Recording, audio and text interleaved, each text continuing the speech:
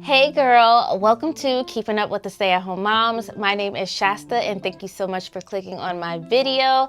I am so excited to be speaking with you today, and I hope that what I'm talking about resonates with you and that you get some valuable information out of today's topic. And in today's topic, we are going to be talking about the future of the stay-at-home mom. I know a lot of people think that stay-at-home moms are just cooking, we're cleaning, we're just taking care of these kids, and nobody thinks about our future. Sometimes we don't even think about our future. And so what does life look like for us when we retire? We do want to retire because being a stay-at-home mom is an actual job, despite what so many people think. So if you want to hear what I have to say about your future retirement, then just stay tuned for the video. Social media is affecting my obedience, but I don't need a hand. I hear your spirit speaking. Okay, like I stated, being a stay-at-home mom is an actual job. And anybody out there that wants to say that it's not, come on, let's go. Let's go, okay? Because honestly, it is a job that like nobody really wants to do. It's kind of like that job at like being a janitor at a high school or any type of school where you know that when you walk in there, the toilets are overflowing. You know that there's gum all over the place. You know that there's toilet paper or paper towels on the ceiling. The sink's probably running. The toilet's probably running. People are leaving random items in there. There's drawing all over the walls. And your responsibility is to go in there and clean it up. Who wants that? And that is what being a stay-at-home mom can be like sometimes, especially if you have a lot of littles, okay? If you have multiple children. Now, I am in that category. I have 4 of them suckers, not 8. But 4. I have 4 of those suckers, okay? And I say that jokingly. They know I say that. But I have 4 children ranging from ages 16 all the way down to 5.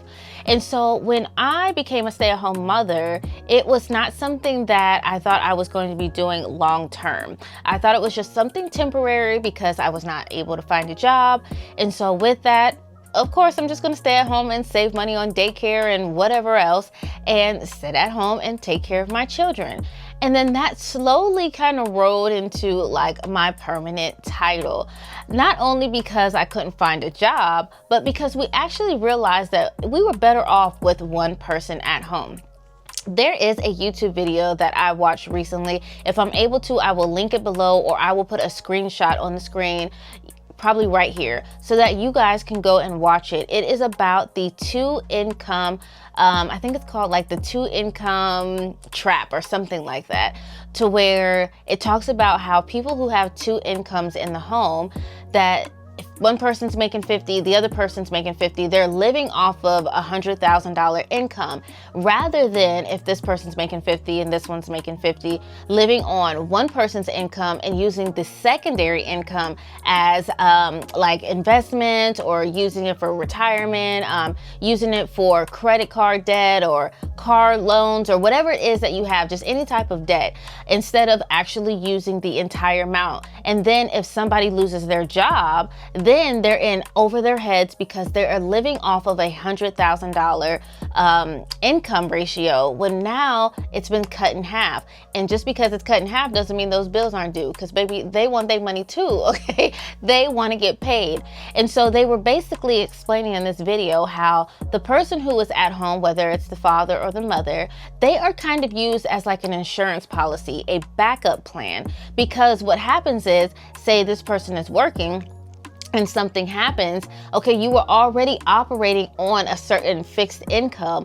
Now you can take that person who's been at home and put them into the work field, and you can kind of still maintain your lifestyle. And you're learning to live, well, not learning, but you're already living below your means.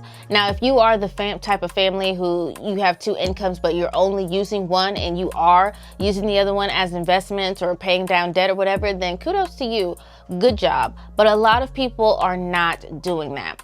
And in the midst of doing that, of being a stay-at-home mom and living off of the one income, sometimes we do not take into account that we don't want to live off of just one person's retirement.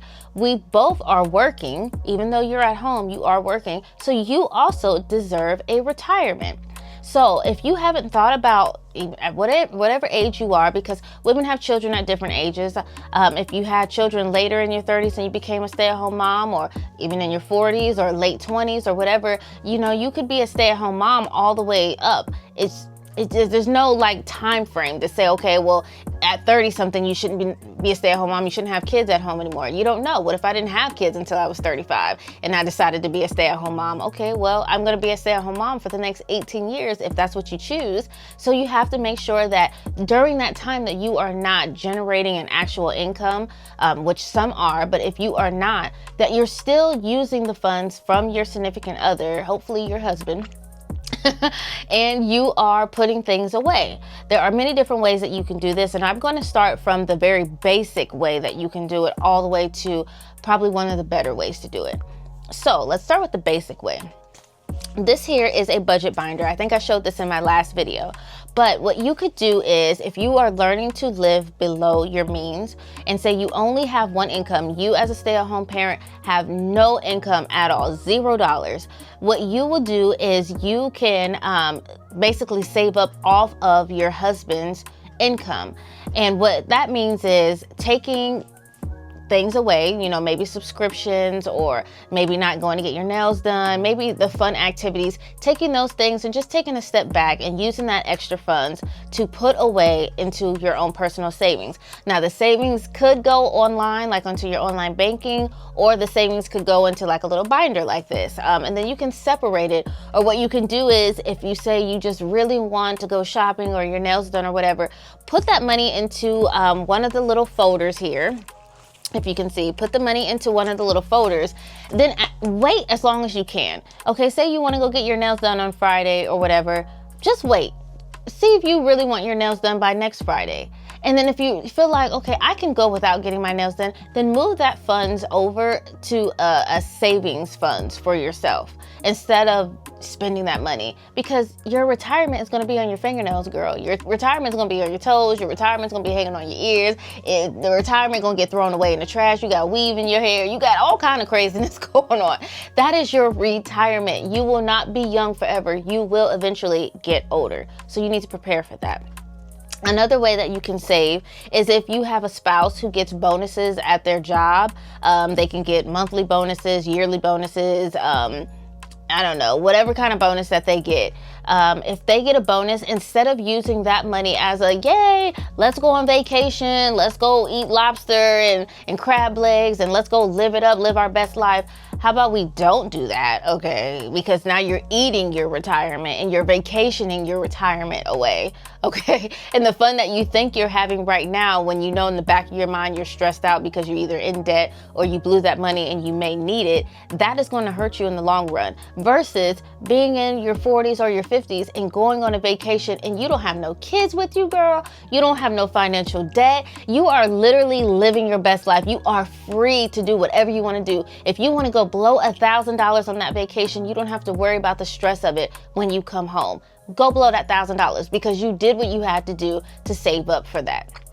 Okay, so let's stop trying to live everything in the moment. How about we're always into this grind culture, this hustle culture, but hustle culture doesn't have to mean like, okay, I'm hustling right now so I can live my best life in my 20s or in my 30s. How about you hustle now in your 20s and your 30s so that you can live your best life in your 40s and 50s and 60s and 70s? Because the lifespan is really like, I believe in the 70s. So girl, if you at 25, if you're 30, 35, and you're trying to live your best life now, it's just going to get more expensive as you get older. You have to understand that one day you will need a retirement, okay? And especially if you are not generating income and you're living the life off of your spouse's income, if he has a retirement, then that's good. But Lord forbid, girl, he ever leave, okay? Lord forbid that it doesn't work out between you guys. I've seen so many couples that they wait until all of their kids are grown and then they divorce because they were never happy. Well, guess what? He's taking that retirement, and yeah, you may be entitled to a portion of it, but a portion is not the whole thing, girl. Okay, when I go out to eat, I don't want a portion of something. I want I want the whole pizza. I don't want a portion of a pizza because I'm an eater. I want the whole pizza, but it's gonna be a small. It ain't gonna be like a large. Okay, I want the whole thing. So you have to really take these things into consideration, not praying anything bad happens to you, but you do have to think about this in the long run. How are you going to save your money? If your husband gets like tips or anything like that, anything extra outside of his income, take that money and set it aside for your future retirement. Now, I showed you a binder that you can put money in, but this is also something that I got off of Amazon. It's called an unbreakable piggy bank. I believe that's what it's called. And it's just a little slot here that you can stuff money in. I have stuffed this thing, but I am not breaking this open until I can absolutely put nothing else in here. I actually had this in another container, and I did break it open just to see how much I had in there, and I was like 13 bucks shy of $2,000, and that was a little while ago, and I've put more money in here since. So I know that I'm probably close to about 2,200 just in this little box, and then I have 2 more of these boxes. So just imagine if you're just taking money and you're just stuffing in here just casually, how much money you can actually save up. And this isn't a piggy bank where I can just uncork it at the bottom and take it out. Like, I literally have to smash this with a hammer. Like, if you saw the other one, I wish I took a picture of it. It took me like 30 minutes to get into that thing. Girl, you're not getting into this. No perfume, no purse or nothing you're not getting into this. This is even better than freezing money, okay? Because you can't get into this thing. So that is amazing. Another way that you can save money is by either getting a spousal IRA. So you can get like a traditional or a Roth IRA. The difference between traditional and Roth. So if you have a traditional Roth IRA, that just basically means when you are in retirement age and you are ready to cash out your retirement, or if you cash it out before you hit retirement, not only are you going to hit penalties for getting into it early, but it hasn't been taxed. So you are also going to get hit with that tax. So when you retire and say you have 50,000, Lord, we hope you have more than 50, but 50,000 in there, you are going to get taxed on that $50,000. If you have a Roth IRA, this is after tax income. So that is what I have. I have a Roth IRA, and I have it through Fidelity. Fidelity is an investment bank that you can go to. There's also Vanguard. There's also Schwab. You can go through as investment bankers, and you can set up different type of brokerage accounts. You can set up different type of IRAs and all these fancy things.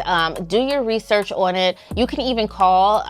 I went out to Fidelity and just on a limb, and I called them, and the gentleman that I spoke to on the phone, he was magnificent. Okay, he was 10 out of 10 recommend. He answered all of my questions. He was very patient with me. He walked me through the process. I did it on my phone. I opened up the account. He showed me how to transfer money. I transfer $250 every month to my Roth IRA. And if I have extra money at the end of the month, I will transfer more money to my Roth IRA. I unfortunately did not think about my retirement because I was in the military for 10 years. I got out, and then I became a stay-at-home mom. And in my mind, like I told you guys earlier, I thought I would always go back into the workforce. Did not think that this would be like something I would do long term. Even now with all of my children being in school, I'm still a stay-at-home mom because it just works for us better financially. I'm not tired. My husband's not tired. Well, he's tired when he comes home, but we're both not tired to the point where like we can cook meals and we can have the house clean, and we're not out servicing. I know a lot of people are into this phase now where they want to out-service everything. Like, time is precious. I'll just send my laundry out. I'll get somebody to cut my grass. I will send somebody to my house to clean my house, and I will send somebody to just do anything. Put all these dressers together and all this and do all these things. Well, all those things do cost money. And girl, I used TaskRabbit 2 times, and TaskRabbit took me out, okay? And I said, how do people afford to do this? Because that costs money. So if you have a partner that is at home that is able to say, the house is dirty, I'm cleaning the house daily. Everybody needs to eat dinner, I'm cooking meals daily. The dishes need to be washed, I'm doing the washing of the dishes. I'm getting the kids' clothes prepared for the next day so that we're not waking up and saying, oh, I I didn't get clothes ready. We're running behind. We're doing this. We're doing that. I'm able to get my kids to the bus stop on time. My girls just had the flu. They were out of school for 4 days, including the weekend. So 6 days they were down bad. Guess what? My husband didn't have to take off of work. I didn't have to take off of a corporate job or a governmental job or whatever. I was already at home. I got to be there with my children. In the summertime, we don't have to outsource for after school care. And I can't rely on my teenage boys because they have jobs. Like my oldest son is 16. He has his own job. We can't even rely on him for date nights sometimes because he has to work on the weekends. That's when he makes the most of his money. And so as your kids get older, they want to venture off and do their own sportings. They want to hang with their friends. They want to do this and that. And so you have to outsource after school care, daycare night, or date night daycare or whatever. And so that stuff eventually costs money. So if you have a partner at home, all of those things are in-house. If your partner is actually, doing those things and not at home and outsourcing them too, all of that stuff is in-house. So that extra money that you're not spending, you should be putting towards your future retirement or any investments. Also, another thing, when you get your tax refund, if you have multiple kids, we all know that you will get an earned income tax credit. We all know that you have different deductibles that you can claim.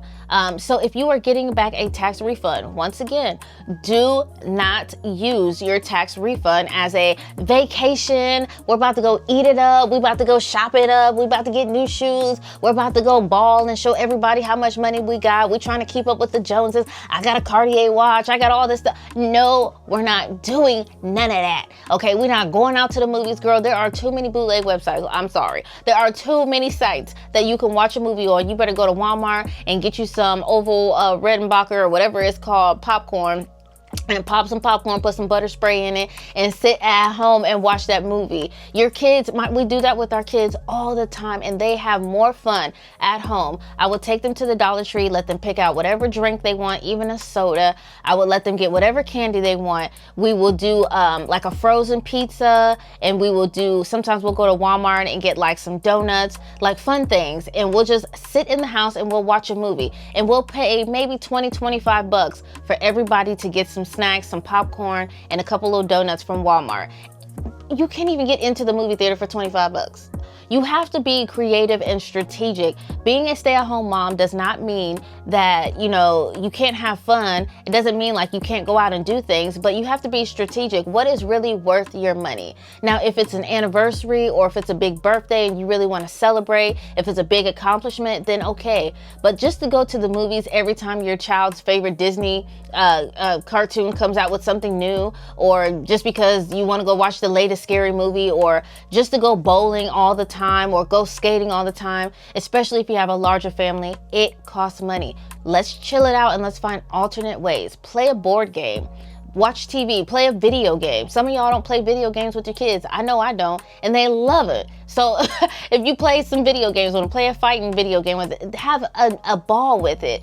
Teach your kids how to play spades. We taught our boys how to play spades. They had a ball with it.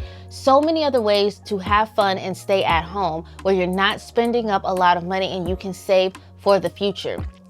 And keep in mind that even when your children do turn 18 and they become adults, how many of us as adults, when we were 18, had money to do whatever, that we were just like, we had it good? A lot of us didn't. Fortunately for me, I joined the military, so I never had to fall back on my parents, but that's not the story for a lot of other people. So we have to stop thinking in our mindset like our kids are turning 18 and they will never need our help. They probably will need our help. And if we were not financially responsible and now we have a grown adult child who's trying to see, what am I supposed to do? You can't help them because you don't know yourself. You're not financially responsible. You can't help them purchase a car full out so they don't have a car note. You can't help furnish their apartment. You can't even put some money in their account if they go away to college or whatever, just so that they can have some funds. We have to start thinking long term about our children and about our own retirement. Now, some of y'all may feel different on that, but guess what? Do what you want with your kids, but I know for my kids, I'm trying to help them be set up for generational wealth, and I want them to be set up for early adulthood, because myself, I got into credit card debt before I was even 20 years old, and I was stressed out.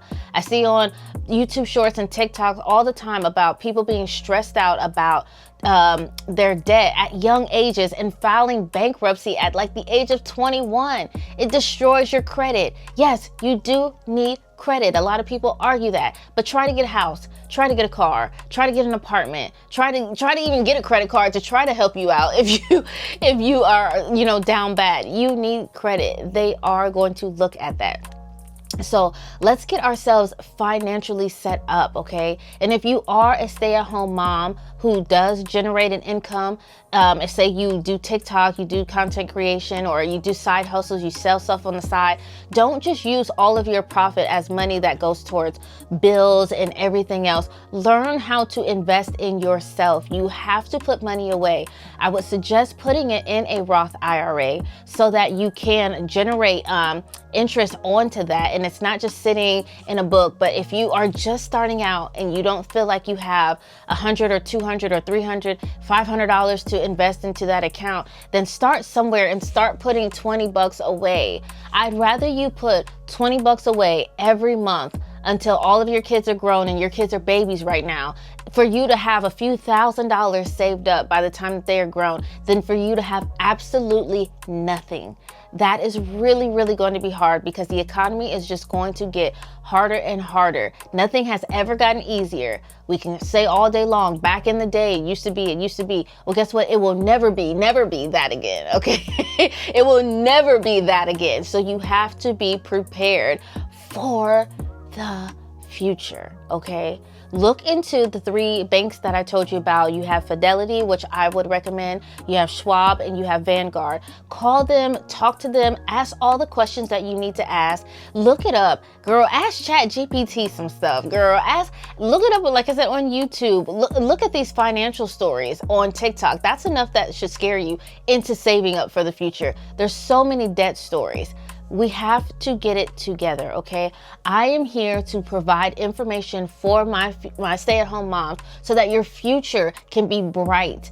I don't want you guys to wait until the last minute and realize either my husband left me and I have nothing, or we're still together, but we're broke in retirement together. We don't have anything for our children. Our children are in poverty. Nobody can help us. We can't get into a nursing home. We have this sickness, we have this illness, and there is nobody there to help us out. We have got to get away from that. That is a scary place to be. So please, it's not worth buying the perfume. It's not worth buying the shoes. It's not worth getting your nails done or your hair done. Learn to do it yourself if that is going to provide you a better future. We must have a better future so that we can be here, see our children get married, see our grandchildren, have a great life, do the vacations, live our best life the way that you want to do now in your 20s and your 30s. We can do that in our retirement age and be free of the stress of debt and be confident in our abilities to truly, truly live our best life. And I'm going to leave you on this note. Pray and ask the Lord which type of way that you should start saving. Ask the Lord to reveal to you how you can save money, how you can stop splurging with your funds, and how you can manage it better, how you can be a steward over the things that He has given to you. So girl, I just pray that this message really resonated with you. I hope you got something out of it, and I will see you guys in my very next video. Stay tuned, because I will be talking about the transition from being in the workforce to being a stay-at-home mom. So if you want to know about that, then stay tuned for my next video. Bye.